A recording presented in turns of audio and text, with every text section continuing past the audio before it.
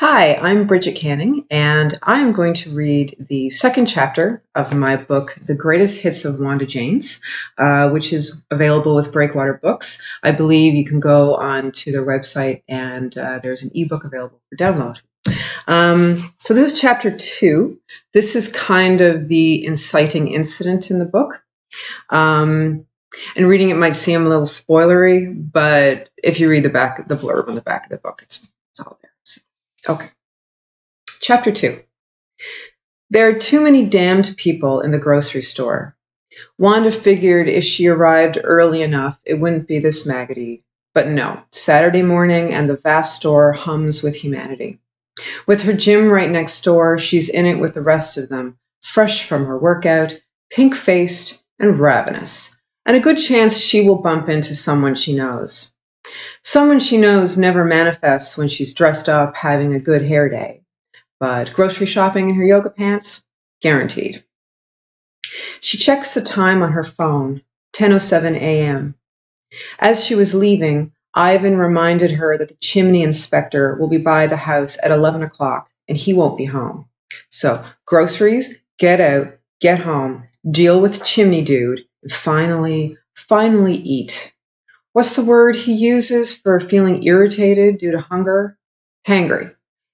They joked about it as a band name, the Hangry Fits. Ivan Medeiros and his hangry feelings. Low blood sugar, hangry magic. She taps the Our Groceries app on her phone. The items are arranged in order of the actual grocery aisle, so she doesn't backtrack. There's no need to return to the dairy section from produce.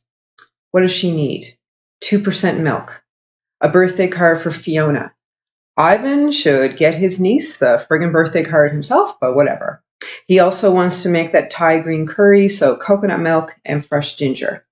There's an abandoned cart in the middle of the entrance. She grabs it and heads to the cards section. Children's birthday cards are divided into cards for boys and cards for girls. A boy card with a picture of Yoda. Clever and strong you are. One of my Jedis you will be. A girl card, which comes with shiny nail stickers, a picture of a cartoon cat in high heels. You sparkle and shine. You're cute. Happy day. Is the juxtaposition on purpose? Boys, you're smart. Stay cool. Girls, put some shiny crap on your nails and smile. Toys, too, were they this gender specific when she was little? What did she play with as a child? It was Legos. Barbie had adventures with her teddy bears. Sharon said she used to play with He-Man figures. Nikki had a train set. Ivan is right. Things are extra polarized. Blue for boys, pink for girls, pink for breast cancer, the girl cancer. Wanda finds a card with a puppy and a kitten on the front. It's blank inside. Ivan will just have to write something nice to Fiona. One of the back wheels on the grocery cart jars and refuses to cooperate. So no wonder it was just left there. Good judgment, Wanda. She shoves the grocery cart hard to turn into the meat and poultry section. An elderly woman in an itchy-looking purple coat, the shade of artificial grape food coloring, has planted her cart in the middle of the thoroughfare. The woman bends over the display, examining a package of chicken thighs with a tiny magnifying glass. She gives the package a whiff and lays it down. She picks up another and scrutinizes the surface, sniffing and peering. A warm, damp spot forms on the back of Wanda's neck. She shoves the cart hard to get around the purple coat lady. She grunts a little. Purple coat lady doesn't notice. Go ahead, missus. Keep breathing all over the raw chicken.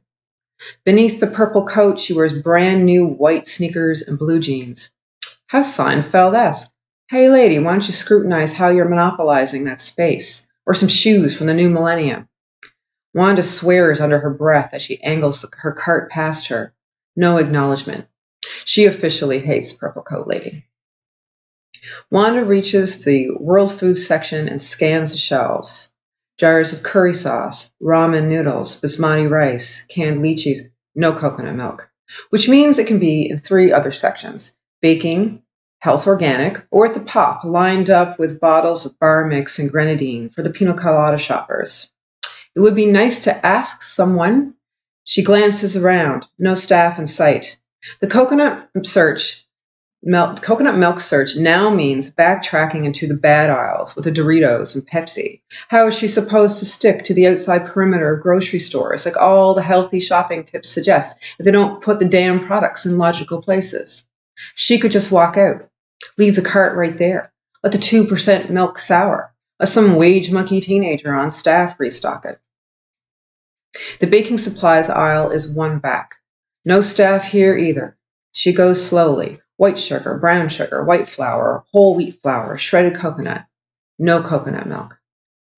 Her eyes dart over the bags of chocolate chips. She could rip the corner off a package, make a spout, fill her mouth with perfect chocolate nibs, turn them into shrapnel between her molars. A blonde woman with a baby in a carrier looks up from the packs of food coloring and regards her oddly.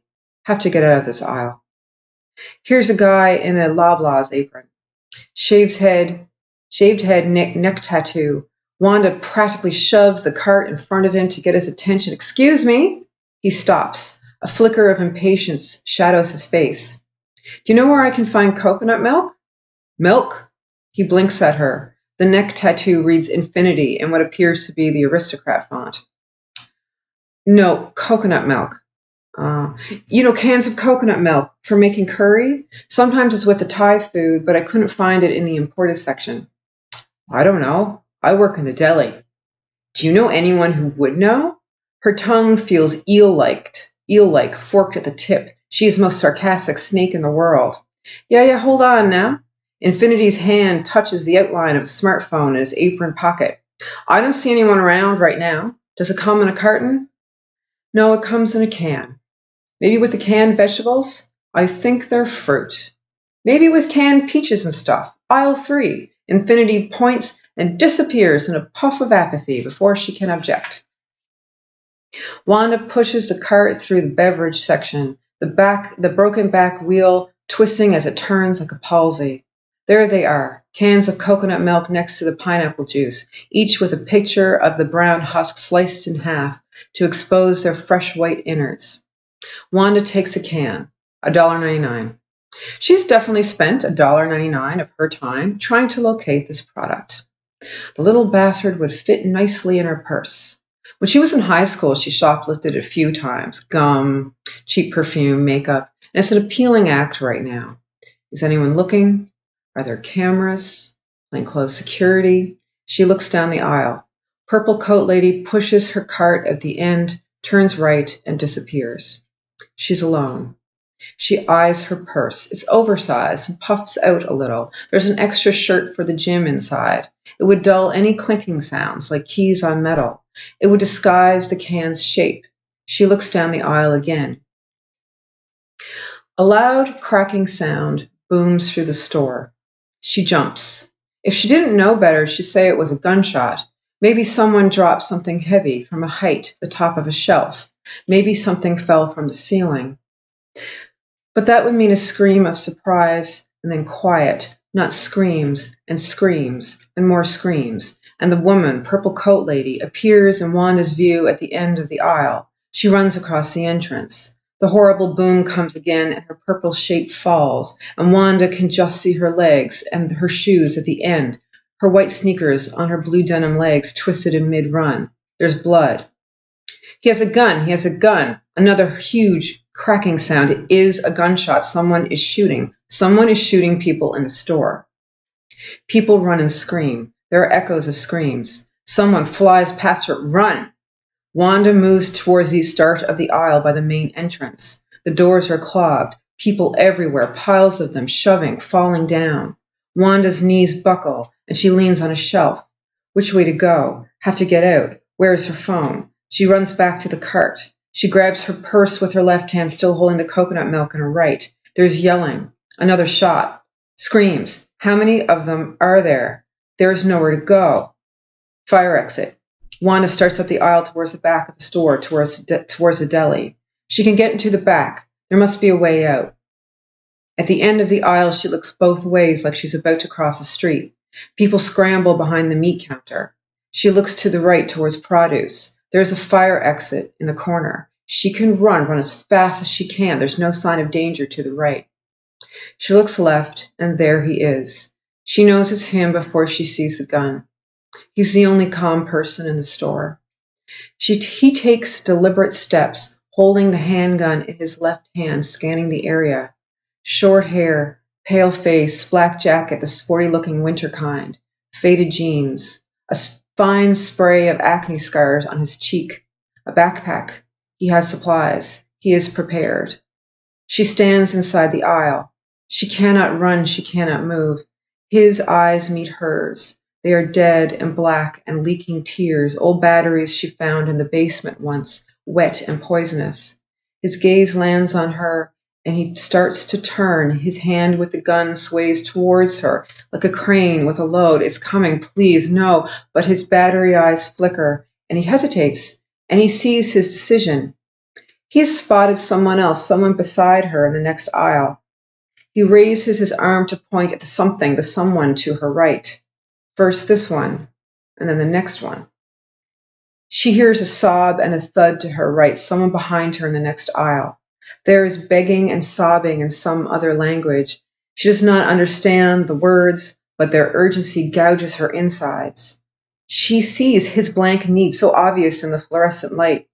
He takes aim, and she just wants to stop the aim, just wants it to stop, and when her elbow jerks back, there is a thunk, a bottle knocked off the shelf, some kind of heavy liquid, and there it is, the back of her hand straight out from her face, her fingers flared open. There is the can of coconut milk on a rotation through space as it strikes right there, his forehead, thwack, and he crumples and lies scattered on the tiles like a condemned building.